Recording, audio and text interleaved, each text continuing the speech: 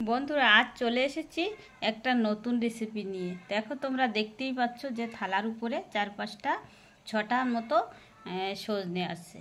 তো এই সজনা দিয়ে আজকের বন্ধুরা আমি একটা নতুন রেসিপি বানাবো। আর যারা সজনে খেতে পছন্দ নয় তারাও কিন্তু বন্ধুরা চেটে পুটে খাবে। তা তোমরা দেখতে থাকো আমি কি করি আর সাথে থাকো। প্রথমে আমি এই সজনেগুলি কেটে নেব।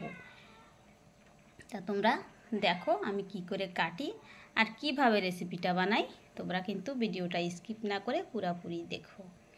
তা এখন আমার তো মোবাইল ধরার কেউ নাই, যেহেতু আমার একারই করা লাগে, তার জন্য আমি এখন মোবাইলটা রেখে দিয়ে এই সজনেগুলি কাটবো। তা তোমরা কিন্তু সাথে থেকো। এই দেখো, সজনেগুলিকে আমি পিস পিস করে সুন্দরভাবে কেটে নিয়েছি। এবার আমার সেদ্ধ করার পালা। এই সজনেগুলি আমি সব সুন্দরভাবে 10 মিনিটের মতো জাল করে সেদ্ধ করে নেব, কেননা এটা তো সজনে, এটা সহজেই সেদ্ধ হয়ে যাবে, বেশি লেট হবে না। তা তোমরা বন্ধুরা দেখতে থাকো। এই যে দেখো, কড়াইতে জল দিয়ে তারপরে আমি সজনে সেদ্ধ বসিয়ে দিয়েছি। তো ফিরে আসছি আবার 10 মিনিট পর। সজনে সেদ্ধ হয়ে গেছে, এবার আমি তুলে ঠান্ডা করে নেব। এই যে দেখো, সজনে ভালোভাবে কিন্তু ঠান্ডা হয়ে গিয়েছে। এবার আমি সজনের শাঁসগুলি বের করে নেব। আর সজনে ঠান্ডা হতে হতে আমি তার মধ্যে দেখো এখানে রেডি করে নিয়েছি রসুন আর শুকনো লঙ্কা, এটাকে আমি ভেজে নিয়েছি। এবার আমি এই শাঁসটা বের করে নিই। এই যে দেখো বন্ধুরা, তোমাদের আমি দেখাচ্ছি যে এই যে শাঁসটা আমি কেমন করে ছাড়িয়ে নিয়েছি। এই যে দেখো, পুরা সুন্দরভাবে পুরা এই যে ডাটাটা ফেলে দিয়েছি। আর এই যে দেখো শাঁসটা, তোমরা দেখো এতে একটু আঁশ নাই, কিছু নাই।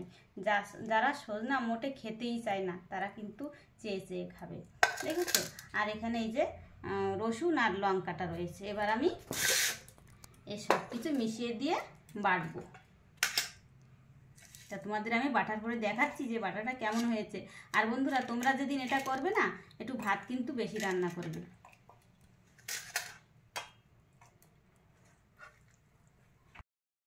এই যে দেখো বাটা হয়ে গেছে, এই যে কত সুন্দর, এই যে দেখো দেখা যাচ্ছে। আর বেশি সময় লাগানে, আমার 1 মিনিটের ভিতরে বাটাটা হয়ে গেছে গ্রাইন্ডারে। তোমরা চাইলে কিন্তু বন্ধুরা পাটা ফুটাতেও বাটতে পারো, তাহলে আরও টেস্টি লাগবে। তো আমার টাইম নাই, যেহেতু আমি গ্রাইন্ডারে বেটে নিয়েছি। এবার আমি প্লেটে ঢেলে নেব। এই যে বন্ধুরা দেখো, আমি প্লেটে তুলে নিয়েছি।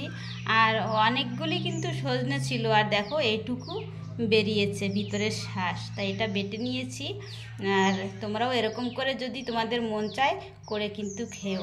একধারা সজনে খেতে তো কেউই ভালো লাগে না, তাই না? আর বাচ্চারা তো সজনে খেতেই চায় না। তো এরকম করে যদি করে দেওয়া হয় তা ওরা বুঝবেই না যেটা কী দিয়ে খাচ্ছি।